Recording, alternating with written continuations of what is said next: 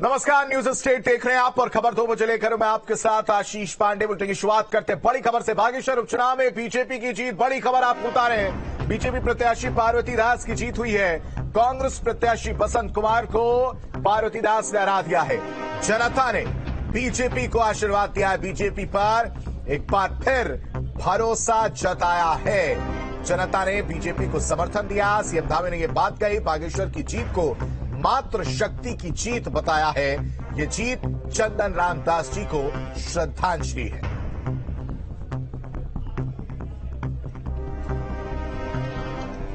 आभार व्यक्त करना चाहता हूं बागेश्वर के मतदाताओं का, बड़े बुजुर्गों का, हमारी मातृशक्ति का, विशेष रूप से नौजवानों का, कि उन्होंने राज्य सरकार की नीतियों पर और हमारे प्रधानमंत्री आदरणीय मोदी जी के विजन पर, उत्तराखंड के लिए जो काम कर रहे हैं, देश के लिए जो काम कर रहे हैं, उन सभी पर वहां की जनता ने मोहर लगाई है।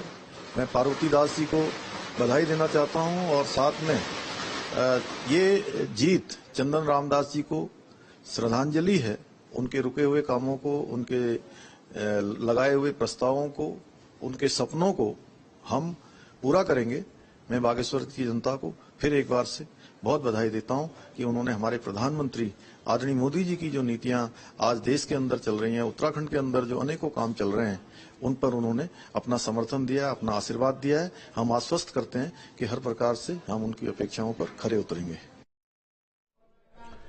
और इस खबर पर ज्यादा जानकारी के साथ हमारे संवाददाता अजीत राठी हमारे साथ जुड़े। अजीत, बीजेपी पर एक बार फिर जनता ने भरोसा जताया। पार्वती दास जीतती हुई नजर आई हैं।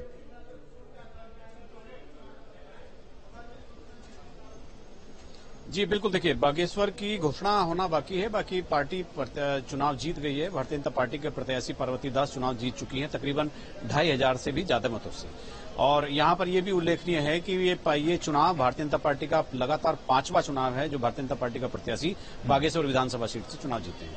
4 बार चंदन रामदास इस सीट से विधायक रहे हैं और 5वीं बार उनकी पत्नी, चूंकि उनके निधन से ये सीट खाली हुई थी तो यहां बाई इलेक्शन कराना पड़ा, तो उनकी पत्नी पार्वती दास भी चुनाव जीत गई है। लगातार 5वीं जीत है। और 2002 में एक बार यहां पर कांग्रेस जीत पाई थी, तो उसके बाद 4 सामान्य निर्वाचन और 1 ये बाई इलेक्शन, तो पांचों के पांचों चुनाव भारतीय जनता पार्टी ने जीते। एक बात जरूर यह है कि मुख्यमंत्री के बाद के 2 दिन डेरा डाल देने के बाद वहां पर कुछ चीजें, माहौल और बदला। मुख्यमंत्री लगातार वहां कैंप करते रहे और लगातार जो यूथ और महिलाएं हैं उनको फोकस करने का काम किया। महिलाओं का जो 64% के आसपास मतदान रहा और जबकि पुरुषों का मतदान 47% था। तो भारतीय जनता पार्टी पहले ही इस दिन से इसको अपने पक्ष में मानकर चल रही थी कि 64% महिलाओं का मतदान रहा है, तो इस मामले में ये उनको थोड़ा एडवांटेज मिल सकता है भारतीय जनता पार्टी को, क्योंकि महिलाएं जो हैं मोदी जी के नाम पर ज्यादा वोट करती हैं, ऐसा राजनीतिक विश्लेषक मानते हैं। और ये चुनाव की ये जो जीत है, ये जो लोकसभा चुनाव 2024 से ठीक पहले यहाँ के भाजपा के कार्यकर्ताओं के लिए बूस्टर डोज का काम करने वाली है, ऐसा भाजपा नेताओं का कहना है। मुख्यमंत्री पुष्कर सिंह धामी के लिए भी एक प्रतिष्ठा की बात थी और वहां के जो इलेक्शन इंचार्ज मिनिस्टर थे सौरभ बहुगुणा, उनके लिए भी एक प्रतिष्ठा का सवाल बन गया था। और प्रदेश अध्यक्ष चूंकि पहली बार उनके अध्यक्षता में कोई एक चुनाव हो रहा था महेंद्र भट्ट के, तो उनके लिए भी ये पूरी की पूरी स्थिति इज्जत से जुड़ गई थी।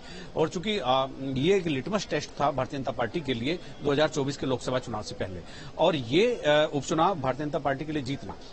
लेकिन एक इसका दूसरा पहलू भी है, और दूसरा पहलू यह है कि मार्जिन बहुत कम है। कांग्रेस अपनी हार को भी जीत में देख रही है और भाजपा अभी तो जीत के जश्न में डूबी है, लेकिन जब मार्जिन कम होने का विश्लेषण होगा तो तब भारतीय जनता पार्टी को नए सिरे से, उनके रणनीतिकारों को, उनके थिंक टैंक को नए सिरे से एक कार्य योजना तैयार करनी होगी बागेश्वर के लिए। क्योंकि मार्जिन कम होना ये एक अच्छा संकेत नहीं है। जीत के जश्न में मार्जिन का कम होना अभी फिलहाल दब गया है। 12,500 से जिस सीट से 1 साल पहले चंदन रामदास जीते थे, वहां मुश्किल 2,500 वोटों से उनकी पत्नी पार्वती दास जीत पाई।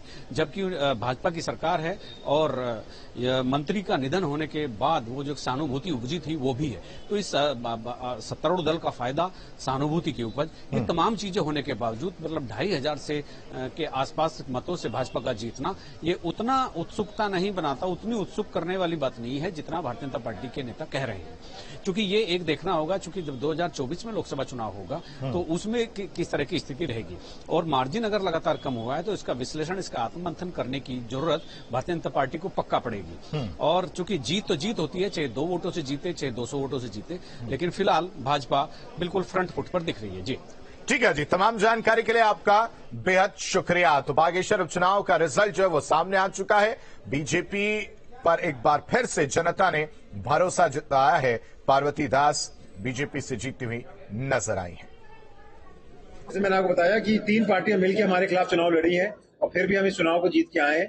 तो कहीं ना कहीं बागेश्वर की जनता ने एक रुझान दे दिया है 24 के लिए भी कि जब 24 में चुनाव होगा तो स्पष्ट रूप से 5 सीटें लोकसभा की भारतीय जनता पार्टी उत्तराखंड में जीतेगी। देखिए, जो लोगों का मन था वो साफ हो चुका है कि भारतीय जनता पार्टी के पक्ष में लोगों का रुझान था।